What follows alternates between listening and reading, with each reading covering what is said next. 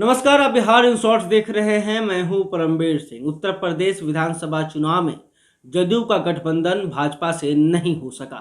इसको लेकर सारा ठिकरा अब आरसीपी सिंह पर फूट रहा है।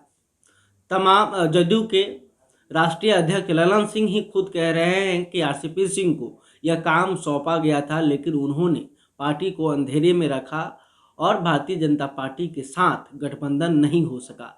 अगर वक्त रहते हमें यह मालूम चलता कि गठबंधन नहीं होने वाला है तो हम अधिक से अधिक सीटों पर मजबूती के साथ चुनाव लड़ते।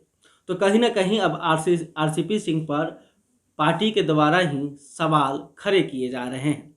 अब हम बात करेंगे कि आरसीपी सिंह कैसे नीतीश कुमार के सबसे करीबी बने, पार्टी के नंबर 1 बने, फिर केंद्र में मंत्री भी बने। लेकिन अब आरसीपी सिंह का विरोध उनके ही पार्टी में आखिर क्यों हो रहा है? अब आरसीपी सिंह पर सवाल उठ रहे हैं। यह सवाल यह है कि आरसीपी सिंह भले खुद तो सफल हो जाते हैं, लेकिन पार्टी के मोर्चे पर असफल हो जाते हैं। पार्टी को वो सफलता नहीं दिला पाते हैं। तो चलिए हम पहले आपको आरसीपी सिंह के बारे में बताते हैं कि कैसे एक आईएएस अफसर का नौकरी छोड़कर राजनीति में आता है और ये सफलता हासिल करता है। दरअसल जब नीतीश कुमार केंद्र में मंत्री बने तब यूपी कैडर के आईएएस अधिकारी थे आरसीपी सिंह। फिर धीरे धीरे आरसीपी सिंह नीतीश कुमार के करीब आ गए, जान पहचान हुआ, मालूम चला कि एक ही जिले के हैं, एक ही जाति के हैं, तो फिर इनका रिश्ता और मजबूत होने लगा। फिर धीरे धीरे आरसीपी सिंह नीतीश कुमार का कामकाज भी देखने लगे और एक तरफ वो नौकरी भी करते थे। लेकिन 2010 से पहले उन्होंने आईएएस की नौकरी छोड़ दी और राजनीति में आ गए, नीतीश कुमार के साथ आ गए। समझिए कि उन्होंने रिटायरमेंट का इंतज़ार नहीं किया, बल्कि बीच में ही वीआरएस लेकर वो आईएएस की नौकरी उन्होंने छोड़ दी और फिर नीतीश कुमार के साथ आ गए और नीतीश कुमार का पूरा काम देखने लगे और हर वक्त नीतीश कुमार के ही साथ रहते थे। 2010 में नीतीश कुमार ने इन्हें राज्यसभा भेज दिया, यानी कि इन्हें अब सांसद बना दिया गया। फिर 2010 के बाद यह नीतीश कुमार के लिए सारा काम देखते थे, संगठन का काम देखते थे, मैनेजमेंट देखते थे, तमाम तरह की जो कामें थे वो सब कुछ ये देखते थे। लेकिन 2014 के लोकसभा चुनाव से पहले भारतीय जनता पार्टी के साथ नीतीश कुमार का गठबंधन टूट जाता है। दरअसल उस वक्त नरेंद्र मोदी भारतीय जनता पार्टी का चेहरा बन चुके थे, प्रधानमंत्री का चेहरा बन चुके थे। तो नीतीश कुमार और नरेंद्र मोदी के बीच नहीं बन रहा था। फिर नीतीश कुमार ने नरेंद्र मोदी का विरोध शुरू कर दिया और भारतीय जनता पार्टी से उन्होंने अपना गठबंधन तोड़ लिया। 2014 के लोकसभा चुनाव में नीतीश कुमार ने यह फैसला लिया कि वो अकेले चुनाव लड़ेंगे और इसका सारा जिम्मा आरसीपी सिंह को दिया गया कि आप ही चुनावी मैनेजमेंट देखिएगा, कौन कहाँ से चुनाव लड़ेगा, कैसे चुनाव की तैयारी होगी, सब कुछ आपको ही देखना है। 2014 के चुनाव में जदयू अकेले चुनाव लड़ती है, लेकिन उसे सफलता नहीं मिलती है। मात्र 2 सीटों पर जदयू के उम्मीदवार चुनाव जीतने में सफल होते हैं। एक सीट खुद नीतीश कुमार का गृह जिला नालंदा था, एक और अन्य सीट था। तो इससे पता चलता है कि आरसीपी सिंह का मैनेजमेंट यहाँ पर फेल हो गया। लेकिन फिर भी आरसीपी सिंह पर नीतीश कुमार का भरोसा जारी था। फिर बारी आती है 2015 का विधानसभा चुनाव। 2015 में बिहार में महागठबंधन का निर्माण होता है। नीतीश कुमार अपने धुर विरोधी लालू प्रसाद यादव से हाथ मिलाते हैं और महागठबंधन बनाते हैं।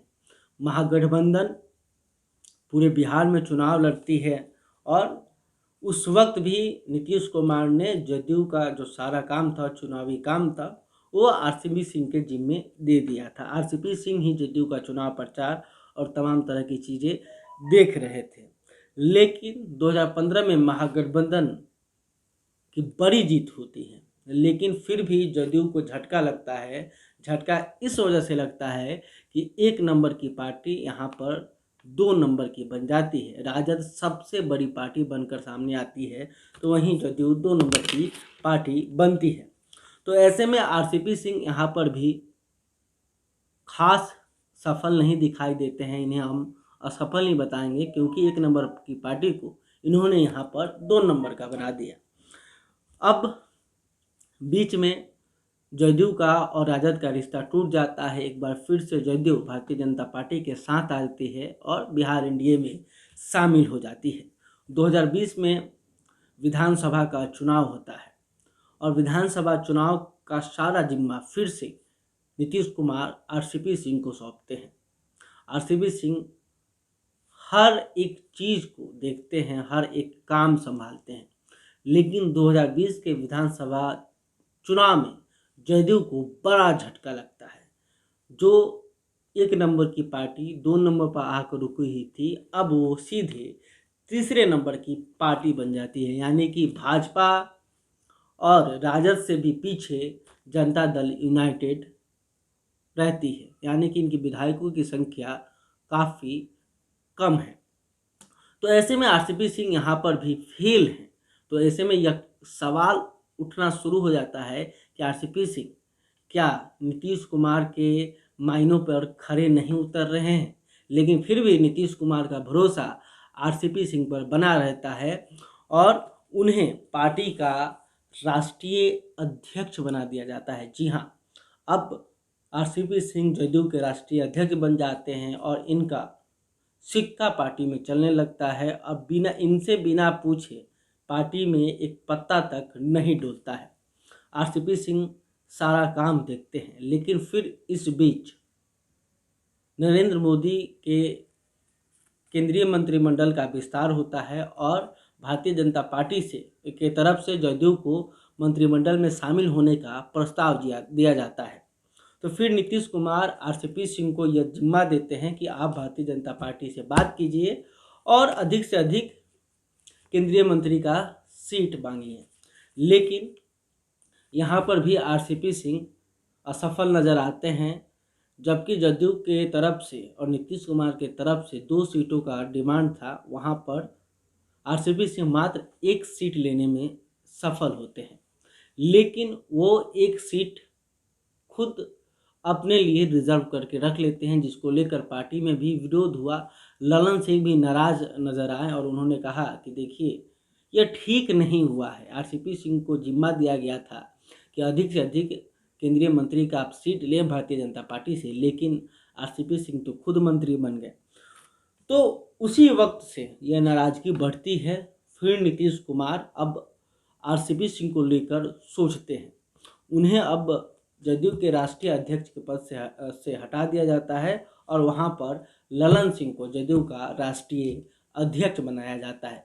तो ललन सिंह बनाम आरसीपी सिंह की लड़ाई जो है यहीं से दिखाई देनी शुरू हो जाती है। फिर ललन सिंह उपेंद्र कुशवाहा को जदयू में शामिल कराते हैं। रालोसपा को जो उनकी पार्टी थी उसका विलय जदयू में कर दिया जाता है। फिर उपेंद्र कुशवाहा और ललन सिंह एक साथ नजर आते हैं, तो वहीं आरसीपी सिंह अकेले दूसरी तरफ नजर आते हैं। तो ऐसे में देखा जाए तो अब आरसीपी सिंह को एक बार फिर से उत्तर प्रदेश में भारतीय जनता पार्टी से गठबंधन करने का जिम्मा दिया गया था और इस जिम्मेदारी में भी आरसीपी सिंह असफल हो गए और पार्टी के मायने पे खड़े नहीं उतरे, जिसके बाद पार्टी के अध्यक्ष ललन सिंह ही ने उनको लेकर नाराजगी जाहिर कर दी है। तो अब देखना होगा कि आरसीपी सिंह क्या जिस तरह से लगातार फेल होते हुए दिख रहे हैं, आगे चलकर भी पार्टी के द्वारा उन्हें कोई बड़ा काम दिया जाएगा या कोई बड़ी जिम्मेदारी दी जाएगी। क्योंकि यह भी अब आरोप लग रहे हैं कि आरसीपी सिंह भारतीय जनता पार्टी के साथ ज़्यादा नज़र आते हैं, यानी कि भारतीय जनता पार्टी से उनका रिश्ता मजबूत हो गया है। वहीं दूसरी तरफ अब जदयू से उनका रिश्ता कमज़ोर होते हुए नज़र आ रहा है। तमाम सवाल है और तमाम सवालों के जवाब धीरे धीरे राजनीति में मिलता रहता है और आगे के प्रकरण बताएंगे कि आरसीपी सिंह का जो रिश्ता है नीतीश कुमार से वो पहले की तरह मजबूत है या नहीं है, या फिर वो रिश्ता कमज़ोर पड़ गया है। अब नीतीश कुमार भी क्या शक के निगाहों से आरसीपी सिंह को देखते हैं। बहरहाल अभी तक आपने हमारे चैनल को सब्सक्राइब नहीं किया तो तुरंत कर ले। आरसीपी सिंह को लेकर आप क्या सोचते हैं कमेंट करके बताइएगा। या वीडियो फेसबुक पर देख रहे हैं तो हमारे पेज को भी लाइक कर लीजिएगा। धन्यवाद।